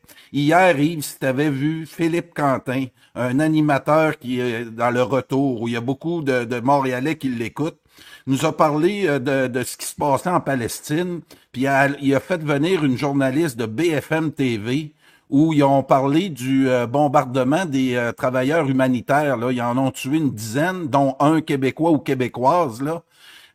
Nous dire que ça a été une erreur de l'armée d'Israël et que l'armée Tazal, là, je sais pas trop là, je sais pas trop comment qu'on l'appelle là, qu'elle est encore très respectée, puis elle est oui, ça, encore. c'est le discours. C'était Le discours insupportable. qu'il faut tenir. Puis ça suivait ensuite une entrevue de Gabriel Nadeau-Dubois qui nous faisait la morale sur les logements sociaux.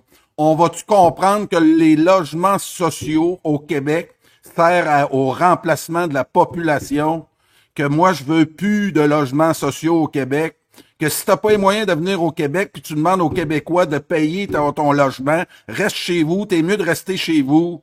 Puis moi, j'ai plein de témoignages au Québec des coopératives de logements à bas prix, qu'il y a 15 ans, il y avait sur 24 logements, il y avait 22 Québécois qui les habitaient, puis qu'aujourd'hui, plus de la moitié sert à ces nouveaux arrivants qui, selon nous, c'est indispensable à notre économie, ces gens-là. Puis c'est pour ça aussi que j'ai bien aimé notre tempête il y a 2 jours. C'est notre seule frontière qui se bat contre les politiques immigrationnistes, autant appuyés par nos nationalistes québécois il y a un remplacement de la population ici dans la région de Montréal, puis au pourtour de Montréal, que si tu veux pas voir, tu te fermes les yeux. C'est Bernard Lugan qui nous avait dit qu'il avait vu les premiers woke dans les années 70 en Afrique.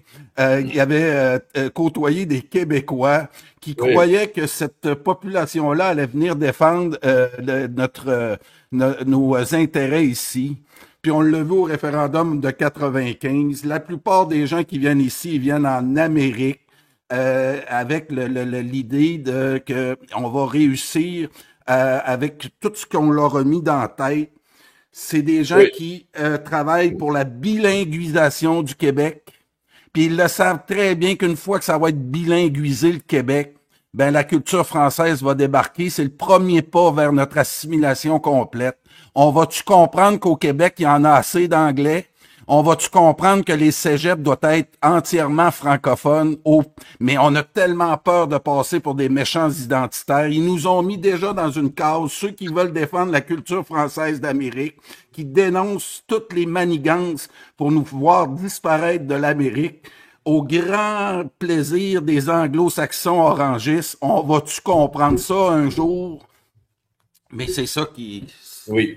Alors, je te dis. Ils nous ont ligotés. Donc j'avais dit que Trump a participé à un congrès de l'initiative des Trois Mers et c'est le congrès de Varsovie. Alors le premier congrès, c'était, je l'ai dit, à Dubrovnik, le deuxième à Varsovie, troisième à Bucarest. Et Trump a fait un discours dans lequel il accusait l'Allemagne d'être soumise prisonnière de la Russie. Et il a exigé dans ce discours l'abandon de Nord Stream 2, le gazoduc. Trump, voilà, pour les Trumpistes. Hein. Bon, alors vous comprendrez que Trump, sur certains aspects sociétaux, diverge de Biden, mais qu'il n'y a pas beaucoup de différence pour le reste et pour le principal, la géopolitique. Donc, j'avais envoyé d'autres cartes. Oui, oui, je peux te les mettre à l'écran. Oui, Celle-là me parle tellement. On peut garder aussi, c'est l'OTAN, ça. C'est les pays de l'OTAN. Puis celles qu'on voulait oui, rentrer dans l'OTAN aussi, c'est-à-dire l'Ukraine, la Moldavie. Il y a des gens qui viennent dire dans le clavardage, faudrait s'occuper de ce qui se passe en Moldavie actuellement. Ça oui, s'en oui. vient. Yves va nous en parler. Là, je pense qu'on a bien exposé tout ce qui se rattache à l'intermarium et sa fonction dans l'anglosphère. Voilà. Et ouais, Dans le Pridnestrovier, c'est-à-dire la Transnistrie, il y a 2 jours, un missile venu d'on ne sait où a détruit un radar. Et il faut savoir qu'il y a en Transnistrie, que les Russes appellent Pridnestrovier, qui est cette longue bande de territoire de 360 kilomètres de long, et de très peu de large, hein, de très peu, ça va de 20 à 40 kilomètres de large, autour de Tiraspol, la capitale. Il y a un contingent russe, un contingent de soldats de la paix. Ça a été fait à l'époque de la guerre en 1900, dès 1990, dès les années 1990, il y a ce contingent qui avait été appelé à la rescousse. Et il y avait à l'époque le fameux général Lebed, général russe. Et ce contingent donc existe toujours. Il y a une armée de la Transnistrie qui comprend plusieurs milliers d'hommes. Et la question que se posent les uns et les autres, c'est comment arrivent-ils à tenir? Parce ils sont encerclés, ils sont pris entre l'Ukraine et la Moldavie qui fait de la retape pour l'OTAN, enfin la Moldavie, la direction moldave, parce que la dénommée Maya Sandu, qui est une femme de Soros, est devenue la présidente il y a 2 ans, 3 ans. La nouvelle présidente contre le dénommé Dodon. Dodon était pro-russe. Donc on en est toujours là. J'ai mis sur mon mur des détails sur ces questions, parce que la Moldavie comprend des communautés, des minorités qui peuvent entrer en scène du jour au lendemain. Des communautés, d'abord, la Moldavie comprend un groupe important de Russes, russophones russes, et aussi des Gagaouzes, et comprend aussi des Bulgares dans le sud. Pour ce qui est de la Transnistrie, comment s'alimente-t-il? Ben, tout simplement, la frontière entre la Transnistrie et la Moldavie est poreuse. Et la navette avec la Russie, elle passe par la capitale, elle passe par la capitale de la Moldavie, c'est-à-dire Kishinev, Chisinau, Kishinev. Là, j'ai mis les minorités qui se trouvent dans le Doubjak. Le Doubjak, c'est la Bessarabie orientale. C'est au sud-ouest de l'Ukraine, au sud-ouest d'Odessa et au sud de la Moldavie. Et puis au nord de la Roumanie. Et là, vous avez un tas de communautés diverses qui peuvent jouer un rôle aussi le moment venu. Moi, je pense que les gens de Kiev et les gens de Kishinev, Chisinau, les pro-occidentaux, n'ont pas agressé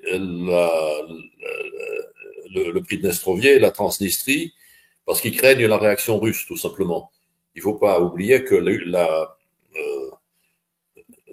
Crimée se trouve à proximité, se trouve à l'est de cette carte, qu'il est facile avec des avions de venir dans le coin, que l'aéroport de Tiraspol a été agrandi, donc c'est difficile pour ces gens de tenter quelque chose. Euh, le jeu n'en vaut pas la chandelle. Sans doute pensent-ils cela. Et puis, ils sont occupés ailleurs. Hein, les derniers Ukrainiens de Kiev sont occupés sur la ligne de front, qui a plus de 1000 kilomètres à l'est, et perdent du terrain progressivement. Pourquoi les Russes n'avancent pas plus vite? Parce ils ne le souhaitent pas. Ils veulent préserver leurs troupes, et puis ils sont en train de détruire complètement l'armée ukrainienne. L'armée qui recrute maintenant des jeunes lycéens, et puis des vieux, et des femmes. Voilà où ils en sont. Mais les criminels de l'anglosphère continuent à pousser Zelensky, je dirais à la faute. Ils continuent à pousser Zelensky à la guerre, parce que Zelensky a été placé au pouvoir pour cela, pour faire la guerre. Oui, là, vous aviez la gare de Chisinau, vous voyez, c'est marqué en deux, en Moldavie, capitale de la Moldavie, c'est marqué en russe et en moldave, qui est une forme de roumain. Alors, en ce moment, les Anglo-Américains poussent la Roumanie à enchlousser la Moldavie de façon à faire un seul bloc. Et ils veulent pousser à la grande Roumanie. Alors, la grande Roumanie, ça évoque des souvenirs pour les historiens, parce que la grande Roumanie a existé dans le temps, en 1940, enfin, au moment de la Deuxième Guerre mondiale, et les Roumains avaient poussé jusqu'à Odessa. Certains Roumains disent qu'Odessa est une ville roumaine. Elle n'est pas une ville roumaine, elle est une ville composite. C'est une ville russe. Oui, c'est important de comprendre ça aussi. On va avoir l'analyse d'Erwan Castel dans les prochains jours, là, qui suit le dossier d'Odessa de très près. Puis lui aussi met son attention beaucoup dans cette région-là parce que face à l'effondrement du front en Ukraine, et de voir la réaction, entre autres, de Macron, là, qui veulent envoyer des troupes proches de là, ça va brasser. Si on veut jouer au gros bras, les Russes vont répliquer, c'est sûr. Macron a déjà envoyé un contingent en Roumanie, dans le nord de la Roumanie, près de la Moldavie. Et son idée, c'est de pousser jusqu'à Odessa. Mais s'il fait entrer des soldats français à Odessa, il y aura un gros problème. Ah oui. Je vais mettre la carte là, que Erwan nous avait préparée dans la dernière émission, qui nous fait bien comprendre là, de tous les enjeux. King Shu, là, je ne sais pas trop comment nommer ça, là, que vous voyez. Oui. Le voyez-vous à l'écran, là, c'est ça. King Shu, ça, c'est là qu'on bâtit en ce moment une grosse base militaire otanienne. Et je tiens à dire aux gens, là, ils auront beau à bâtir ce qu'ils veulent, là. Mais avec les missiles hypersoniques, s'ils s'aperçoivent que le danger est présent, ils peuvent faire disparaître ça en 2 temps, 3 mouvements. Oui. Et la même chose pour Constanta, là, cette ville portuaire-là qu'on essaie de développer aussi, là, parce qu'on comprend que Odessa est dans les plans de la Russie. Puis je tiens encore à souligner que c'est en 2015, hein, avec le Maïdan. On a assisté là à des événements russophobes qu'on n'a pas parlé ici au Québec et où on a tué 50 Russes qui manifestaient contre les mesures russophobes. Justement, la plupart de ces Russes venaient de Transnistrie. Oui, c'est ça qu'on m'a dit en plus. Donc, sachez que il y a il y a toutes sortes d'enclaves, là, qui, comme vous dites, comme tu dis, Yves, ils peuvent avoir un rôle à jouer là, dans les prochaines semaines. Bien sûr. Ah oui, non, c'est clair. Notamment les Gagaouzes. Les Gagaouzes qui vivent dans le sud de la Moldavie et qui débordent sur le Boudjak, l'ancienne Bessarabie orientale. Les Gagaouzes ont vu leur présidente tout récemment être reçue par Poutine à Moscou. Ah oui, aussi, oui. Hein? OK. Ah oui, le président Poutine suit ça de très près. Puis moi, encore une fois, là, ceux qui comprennent pas ça, là, puis qui disent regardez les méchants Russes, puis on est au pourtour de la Russie. Imaginez-vous qu'au Québec, on se mettrait à faire des manœuvres anti-américaines, Ouais. anti-canadiens anglais, comment ils nous rentreraient dedans, puis qui attendraient pas des années comme a fait Poutine, là. Les anglo-saxons ici, on a fait 1 millième de ça. À toutes les fois là, qu'on a On eu l'a vu. un chef nationaliste qui était quand même très poli, on le voit avec Paul Saint-Pierre Plamondon aussi. Il peut pas ben trop non plus On a parler. vu Ah ouais. à l'époque des fusées de Cuba, des missiles de Cuba. La crise. La Ouais, ça crise. c'était normal, ça c'était normal. Hein? Oui, la réaction des États-Unis. Et oui, c'est normal, comme d'envoyer débarquer à Cuba la baie des cochons, Ouais. des mercenaires, qui ont été bien reçus. Hein. Ils ont été tous arrêtés ou tués. Mais on ne touche pas. Ben, regardons une carte des bases des bases américaines autour de la Fédération de Russie actuellement. On comprend tout de suite.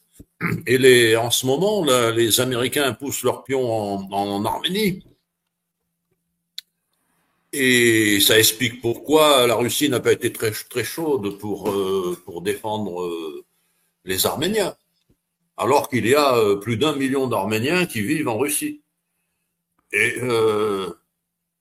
l'Azerbaïdjan n'est pas l'ami de la Russie, mais n'est pas l'ennemi non plus. Joue un double jeu, comme la Turquie. Et donc il faut observer tout ce qui se passe entre les pays baltes, la Finlande, les pays baltes, euh, cette région-là sur la carte, et les Balkans aussi, hein, les Balkans, parce que la Roumanie Moldavie, Roumanie sont des pays des Balkans, hein, qu'on le veuille ou non. Et puis ce qui se passe dans le Caucase. Et ce qui se passe aussi en Asie centrale en ce moment. Il y a des tentatives au Kazakhstan, des tentatives de plus que d'ingérence, hein, des actions de collaboration, de coopération militaire avec le Kazakhstan. On a vu que les terroristes qui ont été arrêtés là après l'attentat de Moscou, certains d'entre eux, tout au moins, venaient du Tadjikistan. Donc la carte des communautés musulmanes d'Asie centrale n'est pas oubliée. Elle existe toujours. Et c'était la carte aussi du mouvement prométhéen. C'était la carte d'Intermarium qui avait des bureaux à Istanbul et qui voulait et dans le Caucase et qui voulait animer, enfin monter les communautés ethniques et religieuses de ces régions contre la Russie soviétique. L'idée se poursuit. Et vous aviez récemment un colloque en Europe de l'Est avec une grande carte de la Russie, de la Fédération de Russie, complètement morcelée. En fait, et ça on l'a compris dès le début ici en Serbie, on a compris que les Occidentaux, c'est-à-dire principalement les Anglo-Américains, voulaient faire subir à la Russie le sort qu'ils ont fait subir à la Yougoslavie. Et ils ont fait complètement éclater la Yougoslavie sous prétexte de défense des droits de l'homme et défense de la démocratie, patati patata, free market. Et ils ont réduit la Serbie à ce que est devenue l'Autriche après la guerre, c'est-à-dire un Piémont sans espace. Et ils continuent leurs intrigues au Kosovo Ouf. et en Bosnie. Ah Alors oui, ah oui, ah oui. En Bosnie et Herzégovine, le gouverneur imposé par la communauté internationale, alors on a déjà parlé de la communauté internationale, on sait ce que c'est. Euh, L'allemand Schmidt, ça ne s'invente pas, il s'appelle Schmidt, euh, est récusé par la Russie. Il est gouverneur dans l'illégalité, car la règle veut que le gouverneur désigné par la communauté internationale soit reconnu par toutes les parties. Et la Russie ne reconnaît pas ce gouverneur, qui est évidemment un atlantiste, comme on se l'imagine. Et ce gouverneur est entré en guerre politique contre la Republika Srpska, la République des Serbes de Bosnie, fondée par Radovan Karadzic. Et le président de la Republika Srpska, Milorad Dodik, est très bien avec Poutine. Et donc il a le soutien de Poutine, qui n'est pas uniquement un soutien, qui n'est pas un soutien verbal seulement. Et il est bien aussi avec Viktor Orban. Donc là il y a un axe, un petit axe fragile mais qui existe entre la Hongrie, la Serbie et la Republika Srpska. Ce n'est pas rien.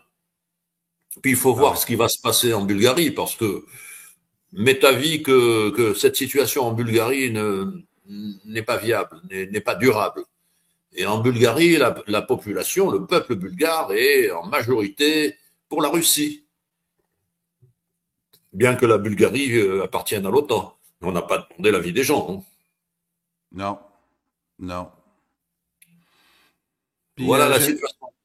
Ah oui, oui, puis les gens, il y a quelqu'un, là, Arnaud Lavoie, m'a fait un commentaire sur... j'aime ça aussi, parler un peu du Québec, puis qu'est-ce qui fait on est tant à côté de ce qui se passe en Europe, parce que puis on veut pas l'expliquer à la population. Ben oui. Vous avez juste à suivre le 98.5, Philippe Quentin, là, puis sa gang. Puis vous allez comprendre jusqu'à quel point on est contrôlé ici, puis qu'on peut pas dire ce qu'on veut. Puis il y a PSPP, Paul Saint-Pierre Plamondon, là, qui est le chef du Parti québécois actuellement, là, pour nos amis européens. Et malheureusement aussi un émule du Young Leader formé par le réseau de l'anglosphère de Mélanie Joly avec le groupe Génération d'idées. Et c'est ça qu'on réalise aussi. Ils aiment bien ce terme. Oui, et puis tant qu'on va être... Quand je vous dis que c'est un combat culturel aussi, où je boycotte littéralement la musique anglaise, puis ça me donne des... ça me fait souvent... Ça me crée un véritable problème jusqu'à quel point en ce moment on est anglicisé. Et le phénomène, malheureusement, on est très peu, mais il essaie de nous faire croire qu'on est très peu, mais je pense qu'il y en a beaucoup qui ont ma lecture, puis avec les émissions qu'on fait, Yves, je pense qu'on réussit là, à de plus en plus informer. Carl, c'est minime, mais il suffit de lire les réflexions sous les vidéos de LCI ou de BFM TV ou d'autres télévisions. Il suffit de lire la majorité des points de vue et à l'opposé de ce qui vient d'être dit dans ces télévisions. À l'opposé. Et les gens se foutent même de leur gueule. Ça indique quelque chose. Alors on pourra dire oui, mais les gens qui sont pour ce qu'ils disent n'interviennent pas. Ben, c'est faux. Ils peuvent intervenir. Personne ne les en empêche. Surtout pas les télévisions. Mais alors, ce qu'ils font de temps en temps, c'est de supprimer les points de vue des spectateurs, des téléspectateurs. Voilà, ils font ça. Dans certaines télévisions, ils font ça. Ah oui, ah oui, ah oui, ah oui. Oui. Puis, je vais vous mettre, pour vous rappeler des souvenirs cinématographiques qui semblent être complètement rentrés dans notre cerveau. Le méchant drago. Hein, et puis qu'est-ce que c'est? C'est Rocky IV. Moi, Rocky IV, là, quand j'ai écouté ça dans les cinémas au Québec, là, à la fin du film, tout le monde était debout pour notre ami Rocky, qui est le méchant drago boosté aux stéroïdes, qui va tuer lui. Là, au début du film, on commence par un combat où on tue... regardez le méchant russe. Il a fait la guerre en Afghanistan, oui. C'est vraiment... c'est là que je vois le ravage qu'a fait dans nos cerveaux tout le système du soft power américain. Hollywood, c'est Hollywood. Hollywood. Ah, puis pas juste Hollywood, la musique Hollywood américaine. a servi, a défendu la cause de l'impérialisme américain. C'est Quand je vais évident. dans une cabane à sucre, puis on nous sert du Britney Spears, puis où on demandait un rigodon, Ça c'est s'appelle, d'être ça s'appelle la extrémiste. métapolitique. C'est toute l'influence ne vient pas du discours direct politique. L'influence vient des images, des sons, des chansons, des musiques des films. Bien sûr. John, ah oui, puis John Lennon, qui était contre les frontières, puis les religions, puis que le monde va donc bien aller. Ils sont Quand contre les frontières. j'assiste à des parties. Oui, ils étaient contre les frontières, mais ils n'étaient pas pour la marchandise sans frontières Ah oui, ah oui, et, ah oui. et l'influence sans frontières. Ça, c'est complètement. Ils sont contre les frontières et ils sont contre les frontières qui les gênent. Ah oui. Ils sont, en fait, c'est faux. Ils n'étaient pas contre les frontières. Ah Mais oui. ce que l'on doit dire et répéter, c'est que aujourd'hui, la ligne de front n'est pas linéaire. La ligne Regardez de comment il front, souffre, Rocky. Puis lui, il est piqué aux stéroïdes. Regardez qu'est-ce qu'on monte dans notre Superman, imaginaire. et c'était un Superman, mais Macron, tout récemment, là, vient de montrer ses biceps. Ah oui, ah Et oui. c'était photoshopé, hein, Ah parce oui, puis que Rocky avec, regardez, on fait des parallèles entre l'entraînement de Drago puis Rocky qui est dans le fond de la mais campagne russe puis qui c'est la suite, c'est la suite. ah oui, ah oui, ah oui. Macron, comme l'a dit la spécialiste géopolitique à LCI, à la Poédie, a dit que Macron, c'était James Bond. On en revient toujours aux mêmes références. Ah oui, ah oui, ah oui. Quand je vous dis que c'est une bataille culturelle puis qu'il faut Oui, retrouver nos racines si on veut bien résister alors, à ce phénomène, c'est je capital. voudrais là-dessus, parce qu'il y a des choses fausses qui sont dites sur le GRES, le groupement de recherche et d'études pour la civilisation européenne, la grande tâche du GRES a été de montrer cela, de montrer que la métapolitique était aussi importante que le reste, que la géopolitique et que la politique politicienne, et que la métapolitique joue un grand rôle les stratégies d'influence. La métapolitique, c'est la culture, ce qu'ils appellent la culture. Et on a vu d'ailleurs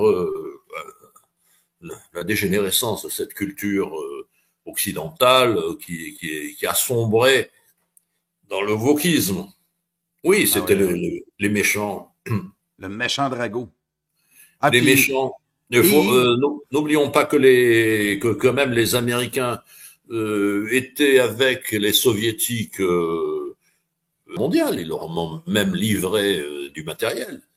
Euh, N'oublions pas cela. Et n'oublions pas non plus que les Allemands, les nazis étaient avec l'Union soviétique aussi pendant un moment. C'était le pacte germano-soviétique. N'oublions pas. L'histoire doit être plus connue. Et et moi, et mon et avis, regardez, oui, c'est ce moment-là du film là. Tout le monde au Québec se levait. Hey, moi j'ai assisté à ça au cinéma de Saint-Romuald, ça la rive sud de Québec. Pour ceux qui viennent de la rive sud de c'est de la Québec. manipulation, Ah, oui. puis là, on était debout, puis on était, ah ouais, vas-y, Rocky, vas-y, mon Rocky. Puis là, hey, tabarnouche, ils ont réussi. Ils font des bons films. Anne a Ah, c'était fait pour. passe le commentaire. Ouais, mais j'aime bien les films de Rocky. Moi aussi, je les ai aimés. C'est bien monté. On peut pas reprocher le montage.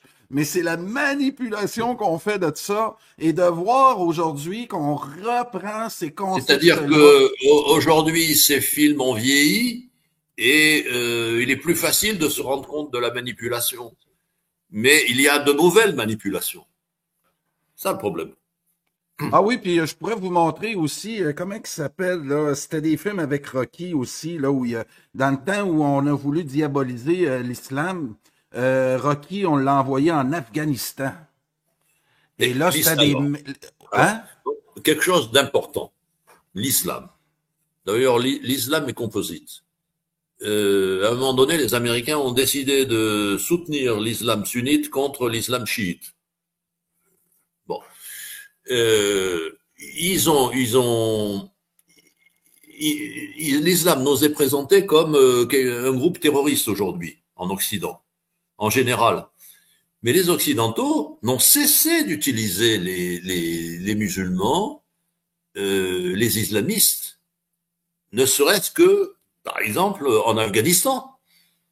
En Afghanistan, et ça c'était l'idée de Zbigniew Brzezinski, pour faire éclater l'Union soviétique, il fallait pousser à la révolte des peuples musulmans d'Asie centrale, qui étaient inclus dans l'Union soviétique. Et ils ont aussi au Proche-Orient, on a vu ce qu'ils ont fait. Ils ont tout fait pour éliminer les États laïques, les États dont l'idéologie officielle était laïque, que ce soit l'Irak ou la Syrie. Ils ont poussé les groupes islamistes radicaux en Algérie aussi. Ils ont poussé le fils et compagnie. Et il y a une logique dans tout cela. Maintenant, ils commencent à perdre du terrain. Ils commencent à perdre du terrain, en particulier dans les pays musulmans du Golfe. Et puis, ils n'ont pas détruit l'Iran comme ils le voulaient. Et bon, Israël s'est fixé pour but de détruire l'Iran.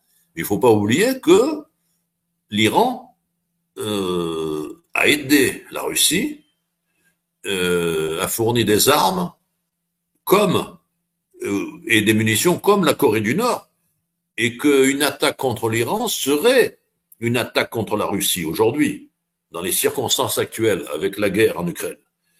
Et donc si Israël s'attaquait à l'Iran, d'abord il y aurait une riposte de l'Iran, il y a déjà une riposte, mais c'est pas sûr que Israël n'en subirait pas la lourde conséquence. Parce que on nous dit toujours les États-Unis demandent à Israël de faire attention, etc., etc. Tout ça, c'est du bidon.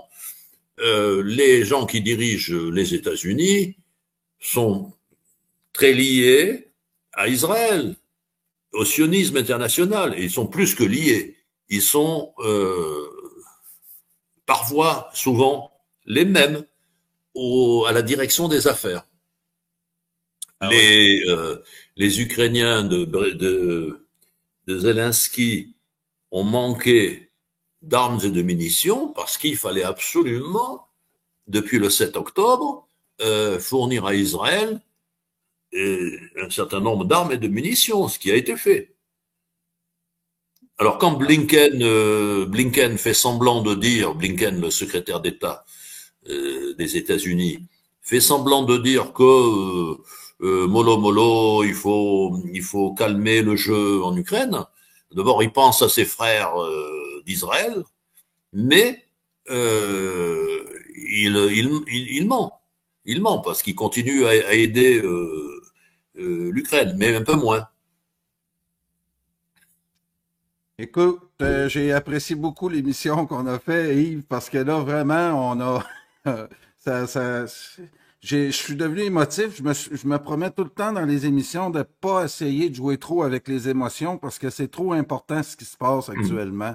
Faut sortir de ça, essayer de rester calme. Puis, je vais... On ouais, on peut pas comprendre ce qui se passe en lisant nos journaux. C'est la guerre ou la géopolitique expliquée pour les nuls, n'est-ce pas? ouais. Il y a rien dedans. En plus, il copie les dépêches d'agence. Ah oui, ah oui, ah oui. Je pense à Ouest France, je pense à la presse régionale en France, Ouest France, l'Indépendant fait du zèle, hein, ils ont reçu des sous, très certainement. La Dépêche du Midi, Sud-Ouest, l'Est républicain, et puis la presse parisienne, qui est dominante et qui n'est plus lue. Elle est distribuée. Elle est distribuée aux concierges pour ceux qui restent. Et ouais. Puis l'autre, parce qu'il y a du cinéma qui se fait ailleurs qu'aux États-Unis. Nous, ici, on est inondés de cinéma américain tellement que dans nos outils mentaux, on est beaucoup de misère à écouter d'autres films qui viennent ailleurs que des États-Unis. Même que souvent, on va dénigrer notre propre cinéma au Québec Oui. et tous les autres cinémas, puis pour vanter Oh ben le cinéma américain a tué les autres cinémas. Il n'a pas tué le cinéma indien, hindou, oui, hein. qui est très, mais qui est réservé à l'Inde. Mais il a tué ici à Belgrade. Il y avait des studios Avala, hein, AVALA, sur la montagne près de Belgrade d'Avala, des studios. Il y avait un cinéma yougoslave qui était important. La bataille de la Neretva est l'un de ses films les plus connus.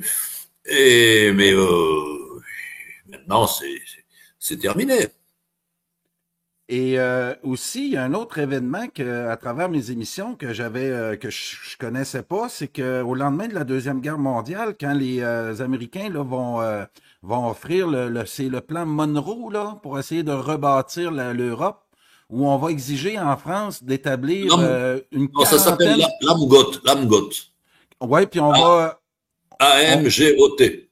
et c'est là aussi. Ils avaient prévu une monnaie américaine, d'ailleurs, Oui, pour la France. et on avait exigé l'établissement de une quarantaine de cinémas américains à travers le territoire français. Oui. Donc, c'est pour vous dire comment c'est important. Ah Comment ben, on nous fait l'amour par derrière sans notre consentement. C'est ce que ça Rambo s'appelle disait ici au l'influence. Québec. Oui, Hmm. oui. Euh, toute, toute action politico-militaire est précédée par l'influence. Et qui influence ben, les médias, les radios, les télévisions, les journaux moins, mais toujours, bon, les gens passent devant les kiosques à journaux, ils voient les gros titres. Et ça suffit.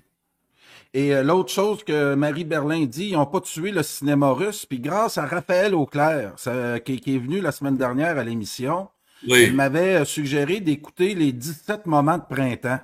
Puis c'est oui. vrai que la première épisode est dole. Ben, dole, ils mettent en place l'histoire. Oui, il y Mais a un par la cinéma suite, russe, oui. Oui, oui. oui, quand on suit ce téléroman russe-là, qui a été un des téléromans préférés de Vladimir Poutine, Raphaël Auclair elle nous avait dit, si vous voulez bien comprendre la mentalité russe, écoutez ça, les 17 moments de printemps. Et je me suis tapé les 12 épisodes. Et là, on voit une historiographie à travers ce téléroman-là qu'on nous a jamais exposé ici Oui, oui, oui. au Québec. Et c'est là l'importance des cinémas.